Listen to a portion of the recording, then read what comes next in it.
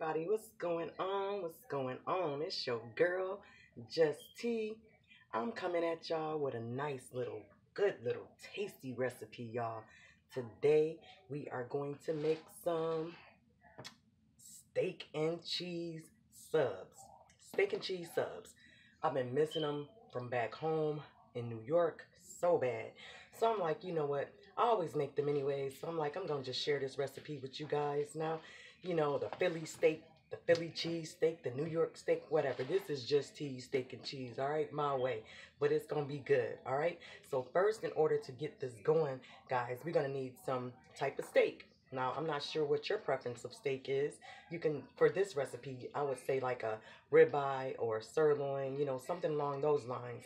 You can get them too where they're already sliced. And this right here is ribeye and it's thinly sliced already. And I've gotten ribeyes where they weren't sliced and I just froze them and sliced them really, really thin with a sharp knife while they're frozen, and you'll get the same old results. So we're going to need that, right? And also you're going to need some type of sub rolls. Now I have these as well. You know how you can get these from like Walmart or whatever. They come like, I believe this pack had 8 in a pack. There was 8 of those in a pack. But what I'm going to do is I'm going to actually use this sub roll. I actually got this from Publix, and you can just buy their sub rolls, you know. So I'm going to just use this one. So you're going to need some type of sub rolls, whatever your preference might be. It really doesn't matter. And for seasonings, guys, we're going to use some black pepper. We're going to use some salt, just some regular old table salt. And I have some oregano in here as well, some dry oregano. And also we're going to use a bell pepper and an onion. And for cheese, I always go with white American processed Kraft cheese singles. Always. Always. Some people put provolone on theirs. I'm not a big fan of provolone cheese. It's okay, but I'm not a big fan of it. You can also put mozzarella cheese on there. It's whatever cheese you want to put on there. It's your shit. You put what you want to put on there, you know? So I'm going to go ahead and get these vegetables cut up, and then I'm going to come back. But I'm going to show you guys as well. I'm going to go ahead and wash this right here off and get it sliced, and then I'll come back and we'll cut those up together, all right? All right, y'all, we back, and I went ahead and washed off my bell pepper, and I'm going to use half a bell pepper, and I'm just going to just cut that in half. I'm just going to slice these right up. Just slice them up into some nice thin strips. And just be careful when you're using this knife, because we ain't trying to lose no fingers, y'all. Ain't nobody got time for that right there.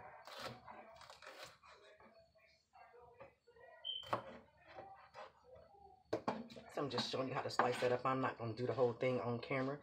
Same thing with the onion. Just going to cut that onion right in half. Just going to slice that up as well. Hopefully you guys can see that. Into some nice thin strips. Like I said, just be careful when you're using them, but just going to cut those up. Just those. So I'm going to finish this other one. We'll finish this other piece, and we'll be right back. We're going to get to that ribeye. I'm going to show you guys what to do with that next. All right, y'all, so I'm back, and I just finished cutting up those bell peppers and those onions, and that's what they look like. Cut them up kind of thin. So I'm going to set those aside, and now we're going to get to this steak. And also, if you're going to use bell peppers and onions, and you know, you want to cut those up. You want to cut your vegetables up on your cutting board before you cut any kind of meat up on your cutting board. And once you do put that meat on your cutting board, you want to make sure that you clean it off really, really good. I usually clean mine off with some bleach. Let it soak. Just clean it off with some bleach. And this is what this ribeye is looking like. See, those are nice, really nice thin pieces. That's what I'm talking about. So if you buy a whole ribeye steak, and it's, you know, if you can't find them sliced up already, then you can just slice them, just like so. You can just slice those right on up. And so what I'm going to do is, because as you guys know with the cheesesteak, it's usually chopped up. And that's all we're going to do now. We're not going to chop it up like hamburger meat. But I'm just going to, this is what I'm going to do. I'm going to roll this a little bit. Roll it. I'm going to chop it. chop it up.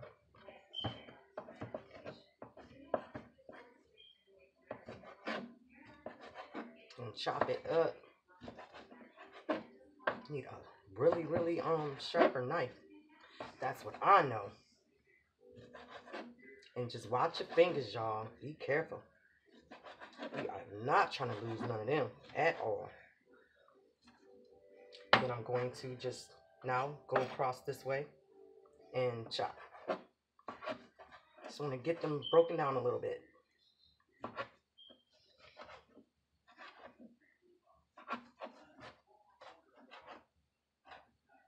I'm going to show you guys these pieces, and then I'm just going to finish cutting that other one up, the other piece up off of camera. But let me break these up some so you can see what they look like. See that? Just broken them up a little bit. Not real small, just into some little chunks. So that way you don't have to break it up while it's cooking, all right? So I'm going to go ahead and finish cutting up this other one, and we'll be right back. All right, you guys, I'm back, and while you're cutting up your meat, this is a step that you could be doing since we've already cut up our vegetables, already cut up those onions and green bell peppers. So you're going to get a little bit of cooking oil. I'm using vegetable oil right now. So you're just going to put about a tablespoon of vegetable oil in a pan on the stove. And we're going to add those bell peppers and onions in there.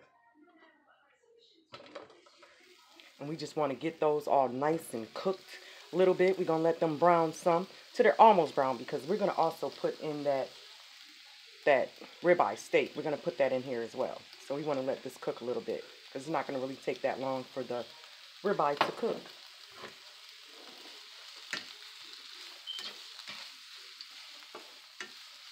So I have this right now. It's over a medium-high heat. And I'm going to let these go and saute until I'm going to let these saute for probably about good 5-10 minutes before I add in that steak. But I'll show you guys the way it looked just before you add it in, because you want those to get a nice color on them. You want those onions to caramelize, so I'm going to let them go for a little bit, and we'll be right back. Okay, everybody, we're back, y'all. These vegetables smell so freaking good. Oh my gosh, they really do. They smell awesome. So you see how they're getting that nice brown caramelization on those? So we're just going to move those over. Move them over to the side, y'all. Let them hang out over there. Let them hang on out. They're going to finish cooking over there as well. And I'm going to put a little bit of oil. Just a little bit. More oil. Right over there. We're going to put our cheese steak on there. That cheese steak in there. I'm just going to do a little bit. Probably like a teaspoon of oregano. I'm going to do half a teaspoon of salt. That in there. And the same, half a teaspoon of black pepper. Put that on in there.